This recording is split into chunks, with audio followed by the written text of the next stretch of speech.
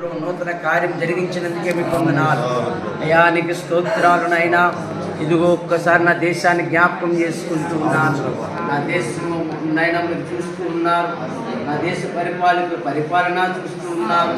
నా దేశంలోనైనా ఏం మాట్లాడుతున్నారు అవన్నీ గమనిస్తున్నారు. మీరు మతోన్మాదులు వాడుకుంటూ ఉన్నారు, రక్షబడుతూ ఉన్నారు, ఈ పని ఆటంకంగా మారుతున్నారు, మాటలు పడకుండా చేస్తూ ఉన్నారు.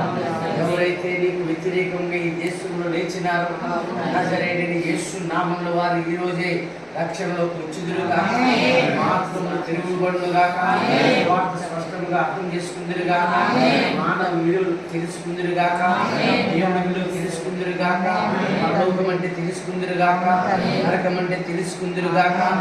సన్నిధితో నింపుతున్నందుకే నీకు వందనాలు అయ్యా. ఆ దేశాన్ని పరిపాలిస్తున్న ప్రతి ఒక్కరిని మీరు దర్శనం